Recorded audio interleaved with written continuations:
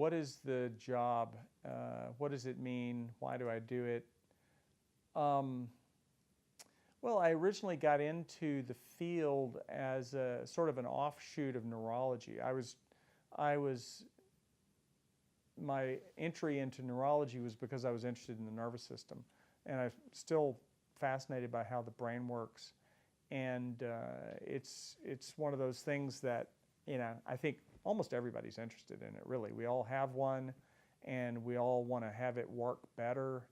And it's interesting to think about consciousness and what makes, a successful consciousness versus a less successful one.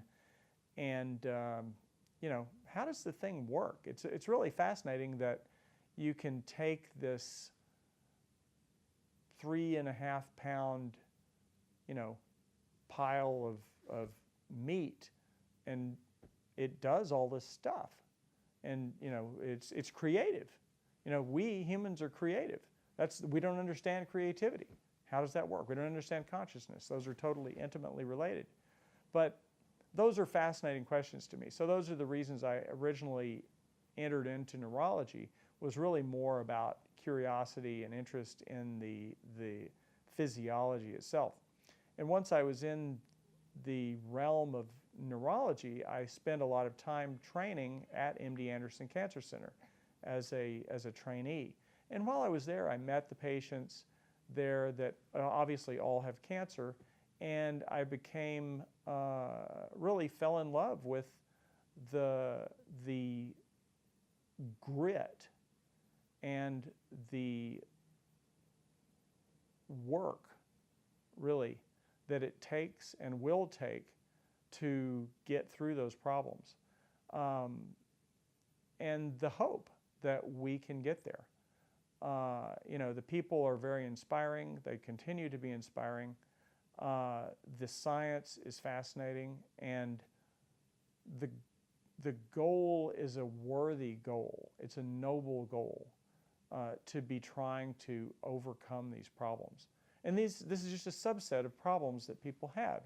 People have Alzheimer's disease, they have Parkinson's disease, they have all sorts of myriad problems that we are gradually overcoming as a species. And this is one of those, and this is a particularly difficult one, as our most severe problem, glioblastoma, is.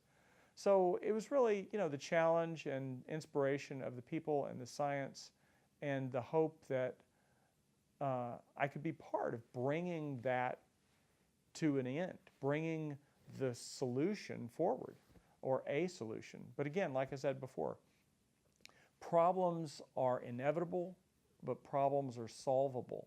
So we're going to solve the problem of glioblastoma, and it's more than one problem. It's a whole bunch of different diseases. But we're going to solve that thing we call glioblastoma, but guess what? We're going to have another problem on the other side of that, and that's going to be something like how to make the brain work right again, how to repair the radiation damage, how to take radiation out of the picture. I tell radiation oncologists, I want to put you out of business, and I'm not kidding. They're going to go out of business before I do, because we're going to have medicines that replace radiation. People won't get radiation anymore. They'll be packaging up those buildings. They'll be putting those machines in crates and putting it over there with internal combustion engines. All that stuff's going to go away. Not anytime soon. But we're going to do that. But we're going to have more problems that we're going to have to solve. So you're not going to be able to relax. When I say I'd much rather be doing something else, I'd just like to get through this problem and deal with the next one, which won't be any easier, frankly.